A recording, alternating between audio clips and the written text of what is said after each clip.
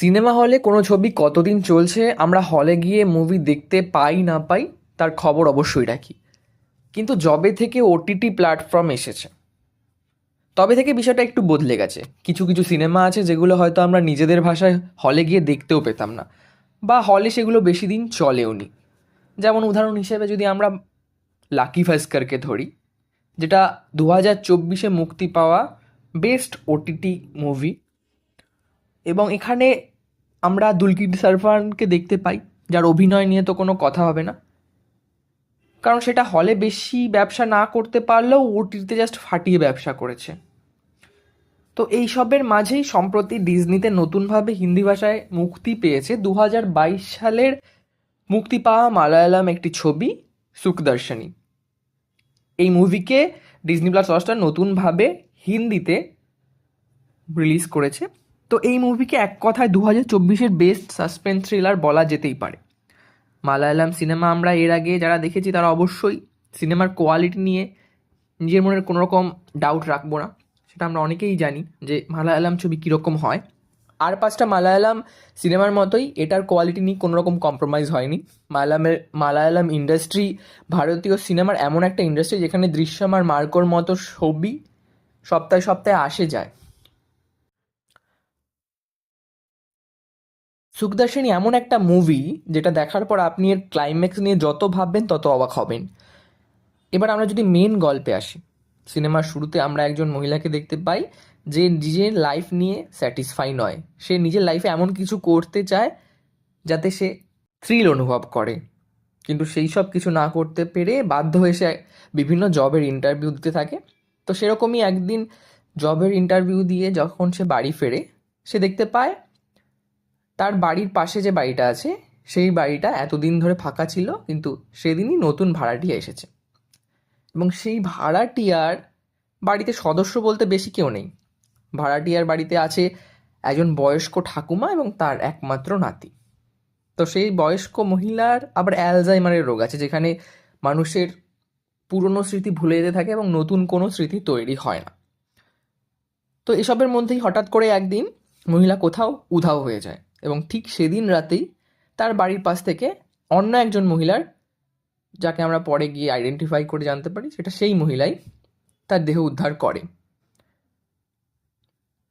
এরপর সেই যে প্রথম মহিলাকে আমরা দেখেছিলাম যে চাকরির ইন্টারভিউর জন্য দৌড়াদৌড়ি করছিল, সে আবার ফিরে আসে এবং তার ঘরের জানলা থেকে সেই বয়স্ক মহিলাকে তার নিজের ঘরে হাঁটাচলা করতে দেখে, এবং সে সচরাচরভাবে ভয় পেয়ে যায়। তাহলে এখন প্রশ্ন হলো, যদি ঠাকুমা মরে গিয়েই থাকে তবে সেই মেয়েটা জানলা দিয়ে কাকে দেখলো? আর যদি ঠাকুমা সত্যিই বেঁচে থাকে তবে তার নাতি কেনই বা তাকে লুকিয়ে রেখেছে? কি হলো, রহস্যপ্রেমীরা রহস্যের গন্ধ পাচ্ছেন কি? দাঁড়ান দাঁড়ান, কোথায় যাচ্ছেন? খেলা তো সবে শুরু, এখনো অনেক টুইস্ট বাকি। এরপর আমরা হঠাৎ করেই ঠাকুমার ঘরে একটা লাল চিহ্ন দেখতে পাই, বেশ বড় সড়ো। এবং সেটা কোথা থেকে এসেছে আমরা জানি না। সেটা কি রক্তের দাগ না অন্য কিছু? যদি রক্তের দাগ হয়ে থাকে, সেটা কার রক্ত?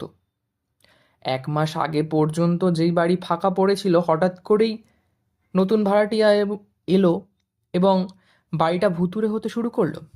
এইসবের রহস্য উন্মোচন করতে গিয়ে ময়দানে আসে সেই মেয়েটি, যা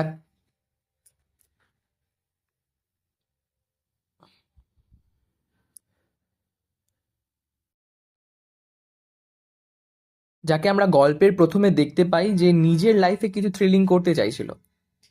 তো এইভাবেই গল্পের সময়ে সময়ে আরও রহস্য ঘোরালো হতে থাকে। আপনি যতই নিজের বুদ্ধি দিয়ে সমাধান করার চেষ্টা করুন না কেন, আপনি কোনোভাবেই পারবেন না। আসল খুনি আপনার চোখের সামনে ঘুরে বেড়ালেও আপনি তাকে ধরতে পারবেন না। মুভির ক্লাইম্যাক্স এতই স্ট্রং। মুভির লাস্ট 20 মিনিটের ক্লাইম্যাক্সটা এমনভাবে লুকিয়ে রেখেছে, এটাই হয়তো মালায়ালাম মুভির ম্যাজিক। আর সত্যি বলতে এটা এমন একটা মুভি যেটা চাইলেই সবাই দেখতে পারে, কারণ মুভি দেখতে দেখতে নিজের বুদ্ধি কাজে লাগাতে কার না ভালো লাগে। বলিউডে এমন মুভি হয়তো আমরা শেষ আন্ধাধুন দেখেছিলাম। এছাড়া আপনারা যদি বিজয় সেতুপতির মহারাজা দেখে থাকেন আর আপনার যদি সেটা ভালো লেগে থাকে, তাহলে এটা দেখার রিকোয়েস্ট তো আমার তরফ থেকে রইল। কথা দিচ্ছি সময় নষ্ট হবে না। মুভির কাস্টিং নিয়ে তো কোনো কথাই হবে না। মুভিতে যে বুড়ি ঠাকুমার নাতির চরিত্রে অভিনয় করেছে সেই আদতে মুভি ডিরেক্টর, কিন্তু তার অভিনয় এত সাবলীল যে আপনি আর 5টা অভিনেতার সঙ্গে তাকে কোনোভাবেই গোলাবেন না। বাকি সময় বাকি যে চরিত্রগুলো ছিল তারা গল্পটাকে অনেকটাই সুন্দরভাবে এগিয়ে নিয়ে গেছে। মুভি দেখতে দেখতে আপনি যে কখন ইমোশনালি কানেক্ট হয়ে যাবেন আপনি নিজে ধরতে পারবেন না। সেট ডিজাইন নিয়ে তো কোনো কথাই হবে না, একদম রিয়েল মনে হবে। আর বাকি তেমন কিছু বলার নেই, মুভি দেখলে আপনারা নিজেরাই বুঝতে পারবেন এটা দারুণ একটা থ্রিলিং মুভি।